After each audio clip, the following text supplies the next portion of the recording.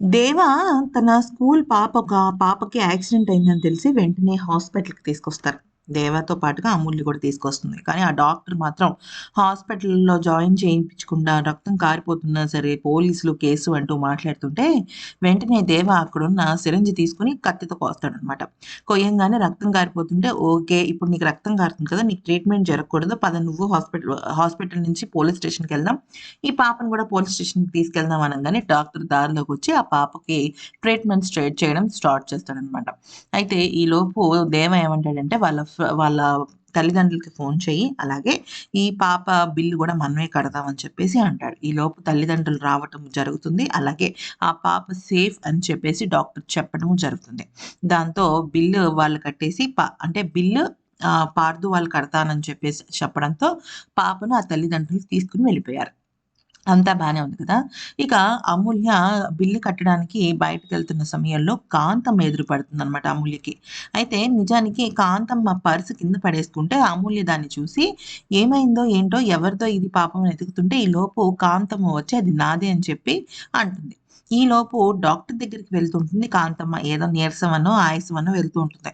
ఈలోపు అక్కడున్న పార్థుని చూసి "ఏంట్రా ఇక్కడున్నావు?" అంటే దేవాని చూసి "ఏంట్రా ఇక్కడున్నావు?" అంటే "ఏం లేదు" అని చెప్పేసి ఇద్దరు ముచ్చటించుకుంటూ ఉంటారు.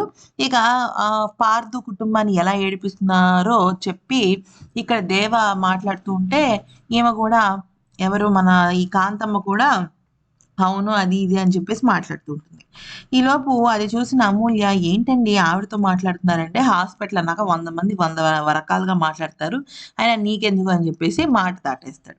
ఈలోపు కాంతమ్మ ఏదో తెలియనట్టుగా వెళ్ళిపోయి హాస్పిటల్ దగ్గర దాక్కుంటుందనమాట. ఇక నెక్స్ట్ విషయంలోకొచ్చినట్టయితే అమూల్యకు ఆఫీసర్‌లు ఫోను చేసి ఏమంటారంటే ఇదేంటిది స్కూల్ మూసేస్తున్నాము. ఇంక మీ స్కూల్ తెరవడం కష్టం అని చెప్పడంతో, వెంటనే దేవ గదిలోకి వెళ్తుందనమాట. అక్కడ దేవ గదిలో ఒక కాగితం ఉంటుంది. అదేంటంటే, నేనన్ని కష్టాలు పడ్డానో, ఈ కుటుంబం కూడా అన్నే కష్టాలు పడాలి అని చెప్పేసి రాసి ఉంటుంది కదా! అది చదవబోతుంటే దేవ అమూల్య దగ్గర నుంచి లాగేసుకుంటే, అమూల్య ఏమంటుందంటే, అదేంటండి నేను చదవకూడదా అంటే, చదవకూడదు. ఇది నా పర్సనల్ అని అంటాడనమాట. అయితే ఈలోపు స్కూల్ మూసేస్తున్నారంట. చాలా పెద్ద చేదు వార్త అంటే, దానికి హ్యాపీగా ఫీల్ అవుతుంటాడు దేవ. అదేంటండి హ్యాపీగా ఫీల్ అవుతున్నారని నేనింతే అవతలికి పో అని చెప్పేసి తోసేస్తాడు. తోసేసి కింద పడిపోతుంటే ఈ దేవాని కర్చీఫ్ పట్టుకొని ఆపుతాడనమాట. సో, ఇక్కడ ఏం జరుగుతుందంటే అమూల్యకు కన్‌ఫ్యూజన్ ఏర్పడుతుంది. ఒకవైపేమో దేవ మంచితనం చూస్తుంటుంది. కానీ స్కూల్ విషయంలో, వాళ్ళ కుటుంబం విషయంలో మాత్రం తేడాగా బిహేవ్ చేయడము చూస్తుంటుంది. మొత్తానికి కన్‌ఫ్యూజన్‌లో పడిపోతుంది అమూల్య.